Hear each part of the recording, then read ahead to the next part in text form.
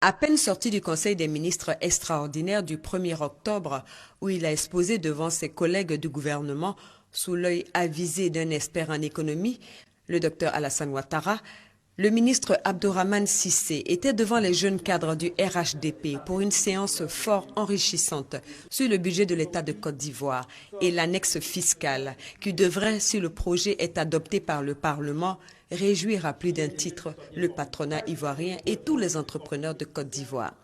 Le budget de l'année 2016, qui s'équilibre en recettes et en dépenses à 5 813 milliards de francs, en hausse de 12% par rapport à 2015. Un budget dont la structure a évolué en prenant en compte les dépenses qui vont améliorer de façon substantielle les conditions de vie des Ivoiriens. En effet, 2 000 milliards sur le budget de 5 813 milliards seront consacrés à la lutte contre la pauvreté. Et ce chiffre est en hausse de 16% par rapport à 2015. 6% du budget seront consacrés aux dépenses de santé, 3 fois plus qu'en 2015. 21,5% affectés à l'éducation, un doublement comparativement à la période 2010-2015. Par ailleurs, la part du budget consacrée à l'agriculture a été multipliée par 4. Les producteurs de cacao en ressentent déjà les effets puisque le prix Bourchon du cacao a été fixé, et c'est historique, à 1 000 francs le kilo. Et ce n'est pas tout.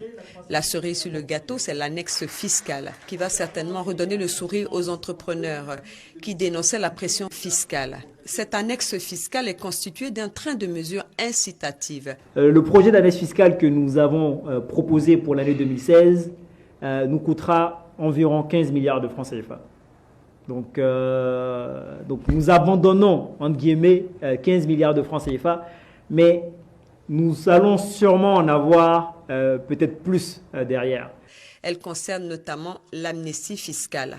Explication. Nous proposons une date limite, qui est celle du 30 avril 2016. Nous proposons qu'il y ait cette date limite.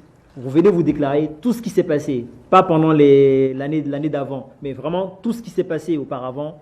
On ferme les yeux et on essaie d'aller de l'avant sur de nouvelles bases. Donc c'est ce que nous proposons au secteur privé, de sorte à ce qu'on puisse avoir une assiette fiscale qui soit la plus large possible. Parce qu'il y a un potentiel fiscal important en Côte d'Ivoire. Des mesures incitatives pour favoriser l'emploi des jeunes sont également prévues. Une clause de sous-traitance, un grief fait à l'État de Côte d'Ivoire qui est accusé de faire la part belle aux grandes multinationales au détriment des entreprises locales. Faisons en sorte que nous ayons des PME qui puissent avoir les compétences demain pour pouvoir postuler. Avoir les compétences demain, cela veut dire que lorsqu'il y a une grande entreprise qui vient faire un grand marché, on va lui imposer de se mettre avec des entreprises ivoiriennes.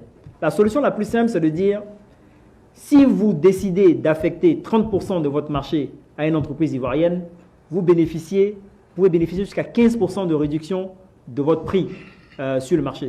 Ce sont des efforts importants consentis par l'État de Côte d'Ivoire, soucieux du bien-être des Ivoiriens, de façon inclusive.